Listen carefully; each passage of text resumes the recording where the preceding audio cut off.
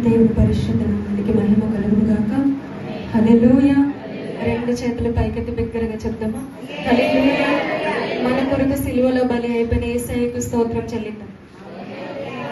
స్తోత్రం, స్తోత్రం. హల్లెలూయా. ఈరోజు శుభ శుక్రవారము. అయితే అల్పురాలైన నన్ను దేవుడు ఇక్కడ నిలవబెట్టిన విధానం బట్టి నేను దేవుని ఎంతగానో స్తుతిస్తున్నాను. నేను ఎన్నిక లేని దాన్ని, అయోగ్యురాలైనప్పటికీ పరిశుద్ధులందరి మధ్యలో ఈ 4వ మాటను పంచుకోవడానికి దేవుడు చూపిన కృపను బట్టి ఆయనకి నిండు మనసుతో స్తోత్రాలు చెల్లిస్తున్నాను. ఈ అవకాశం ఇచ్చిన దైవజనులకు వందనాలు. కూడిన మీ అందరికీ నా హృదయపూర్వక వందనాలు తెలియజేస్తున్నాను. 4వ మాట మత్తయి సువార్త 27వ అధ్యాయం 46వ వచనంలో ఉంటది. దయచేసి చదివి సహాయం చేస్తారా?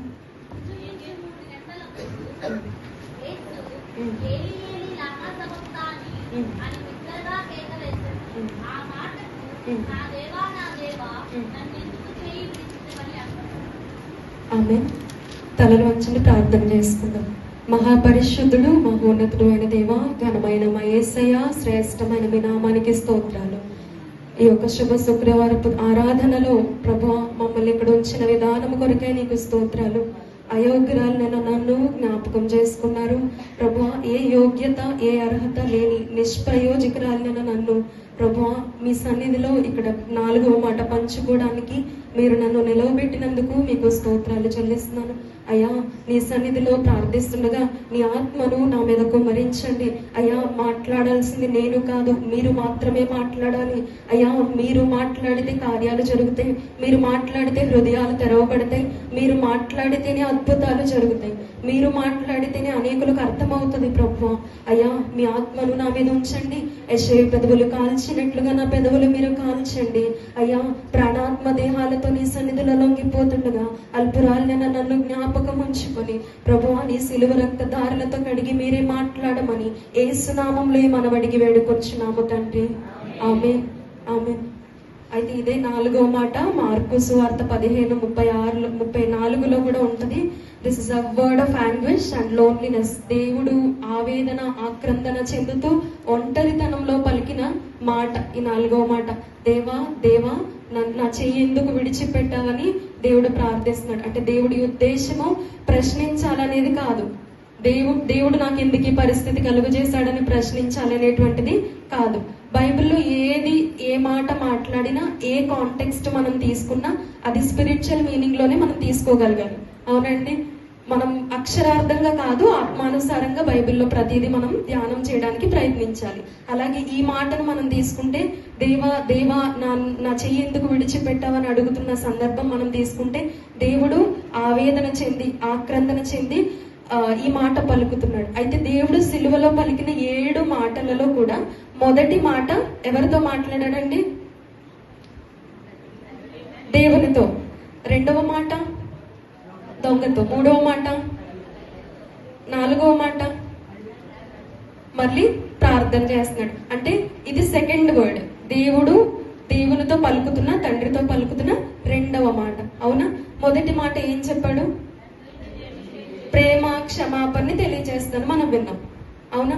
అయితే ప్రేమ, క్షమాపణ లేకుండా మనం ప్రార్థన చేయలేము. అవునా? దేవుని సన్నిధిలో మనం మన సహోదరుని కానీ వాళ్ళ అన్యులైనప్పటికీ, రక్షింపబడిన వారైనప్పటికీ మనము వాళ్ళని ప్రేమించాలి.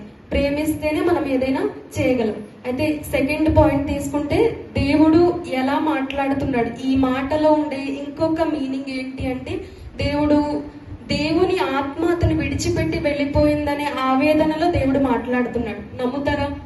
దేవుని ఆత్మ నన్ను విడిచిపెట్టిందేమో, దేవుని చెయ్యి నన్ను విడిచిపెట్టిందేమో. ఎందుకంటే యేసయ్య మనిషి రూపంలో ఈ లోకానికి వచ్చాడు, మనిషిగానే ఈ లోకంలో జీవించాడు. మనలాగే ఆకలి దప్పులుంటాయి, మనలాగే నిద్ర, మనలాగే అన్ని ఉంటాయి. కానీ దేవుడు అన్నిటినీ సహించుకున్నాడు. దేవుడు పైనుండి సువార్త చెప్తే ఎవరు వినరని మనిషి రూపంలో ఈ లోకానికి వచ్చాడు. మనకుండే కష్టాలే ఆయనకున్నాయి, మనకుండే నిందలు, మనకుండే కన్నీరు. యేసు కన్నీరు కార్చెనని కూడా వాక్యం ఉంటుంది. సో మనకుండే ప్రతీది దేవునికి ఉంది. దేవుడు ఏది దాటిపోయి వెళ్ళిపోలేదు. మన అనుభవాలన్నీ మనతో సహానుభవము కలిగి దేవుడు ప్రయాణం చేశాడు ఆయన జీవితంలో. అయితే ఆయనకు వచ్చిన బాధ, దేవుడు నా చేయి విడిచిపెట్టేశాడేమో అనే కాంటెక్స్ట్ లో ఆయన చెయ్యి విడిచిపెట్టాడేమో అనే ఆలోచనతో అంత పెద్దగా దేవుడు మాట్లాడుతూ ఉన్నాడు. దేవుడు ఆయన చెయ్యి విడిచిపెట్టాడని ఆలోచనతో తల్లడిల్లిపోయి ఈ మాట చెప్తున్నాడు. అయితే దేవుడు కొన్ని సందర్భాల్లో యేసయ్య ప్రార్థించినట్లు మనం చూస్తా ఉన్నాం. అయితే యేసయ్య జీవిత దినాలన్నీ ఆయన రోజు చేసిన ప్రార్థన బైబిల్లో మెన్షన్ చేయబడలేదు, కానీ కొన్ని సందర్భాలు మాత్రమే మెన్షన్ చేయబడ్డాయి. అన్ని మెన్షన్ చేస్తే బైబిల్ సరిపోదు. యేసు ప్రభుని మించిన ప్రార్థనా పరులు లేరు. ఒప్పుకుంటారా? ఆమేన్. యేసయ్యను మించిన ప్రార్థనా పరులు లేరు. యేసయ్య కొన్ని సందర్భాల్లో ప్రార్థించాడు. మనం చదువుదామా? లూకా సువార్త 3వ అధ్యాయము 21వ వచనం చదువుదామా?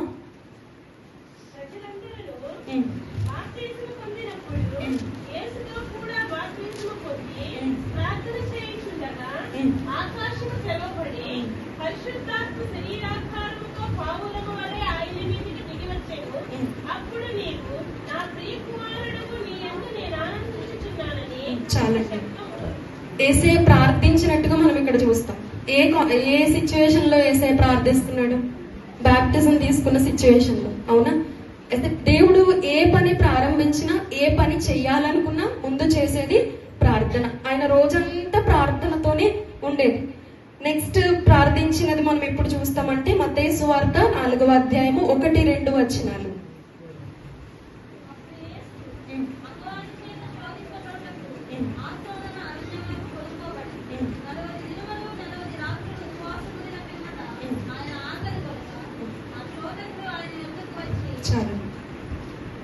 దేవుడు ఒక విల్డర్నెస్ లో ఉంటాడండి. అరణ్యంలో 40 దినాలు ప్రార్థన చేశాడని మనం చూస్తాం.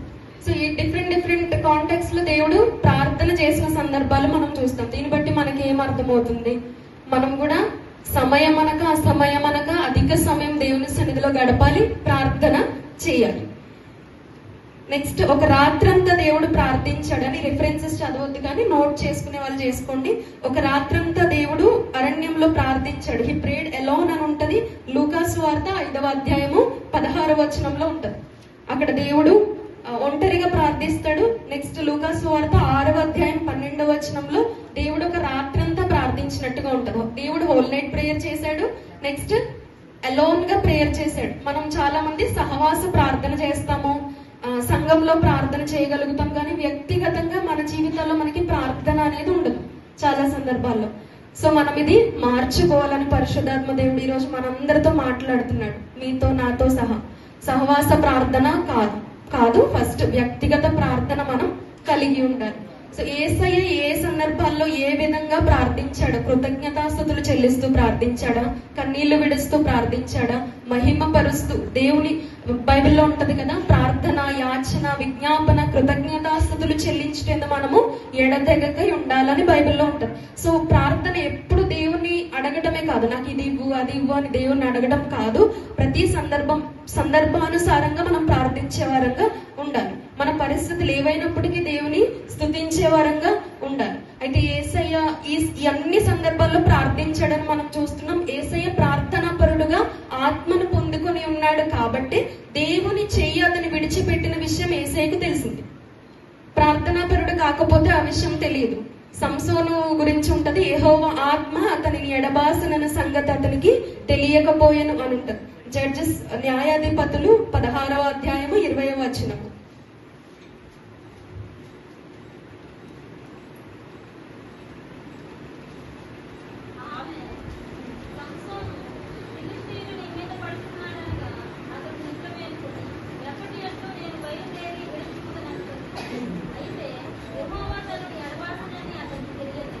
యెహోవా అతని ఎడబాసనని అతనికి తెలియలేదు. దేవునికి తెలిసింది. దేవుడు చెయ్యి విడిచిపెట్టేశాడేమో, దేవుని ఆత్మ నన్ను విడిచి వెళ్ళిపోతుందేమో అనే భయంతో, ఆ ఆక్రందనలో, ఆ యాంగ్విష్నెస్ లో దేవుడు ప్రార్థించగలుగుతున్నాడు. కానీ శాంసన్ కి తెలియలేదు. నా బలం నా హెయిర్ లో ఉంది అని అనుకున్నాడు. ఎట్లు లేచి విరజిమ్ముకుంటే హెయిర్ ఉందా?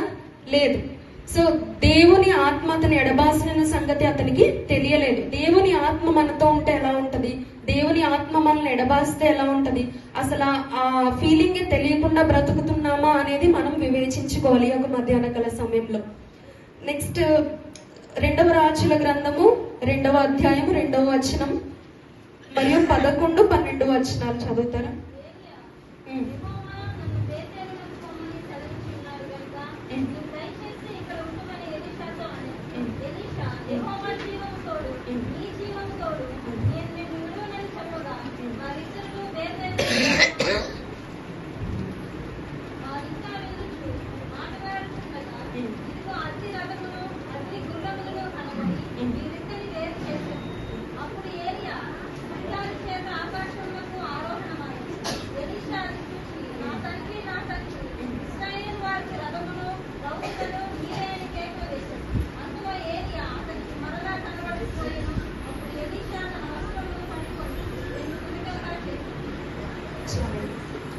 ఇక్కడ ఎలీషా గురించి మనం చూస్తాం.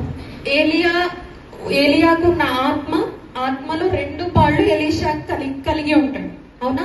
ఏలియా నీకు ఏం కావాలో కోరుకోమన్నప్పుడు ఎలీషా నాకు బంగారం కావాలి, వస్త్రాలు కావాలి, ఇవన్నీ కోరుకోలేదు. రాజ్యాలు కావాలి, జనాల మీద అధికారం కావాలి, ప్రవక్తగా నేను చలామణి అవ్వాలి, ఇలాంటివన్నీ కోరుకోలేదు. కానీ 2 పాళ్ళ ఆత్మ, ఏలియాలో ఉన్న 2 పాళ్ళ ఆత్మ ఎలీషాకు కావాలని కోరుకుంటే దేవుడు ఆ విధంగా ఎలీషాను బ్లెస్ చేస్తాడు. అయితే ఎలీషా కూడా అంటాడు కదా, ఎలీషా ఏమంటాడు? 2nd verse లో ఉంటది, 2nd chapter 2nd verse లో, నిన్ను విడిచిపోలేను. అంటే ఎవరికైతే ఆత్మ సంబంధం కలిగి ఉంటారో, మనం దేవుని విడిచిపెట్టి ఉండకూడదు, దేవుని సహవాసంలో ఉండే మన ఆత్మీయులు కూడా విడిచిపెట్టి ఉండలేం.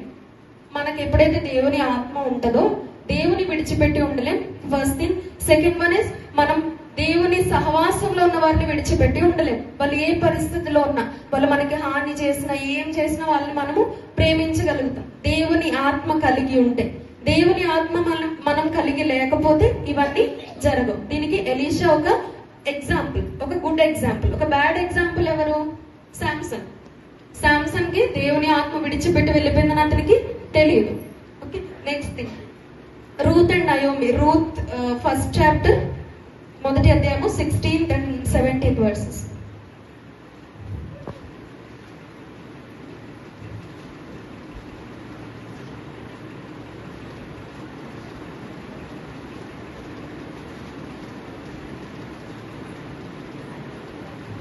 రూతు గ్రంథం 1వ అధ్యాయం 16, 17 వచనాలు.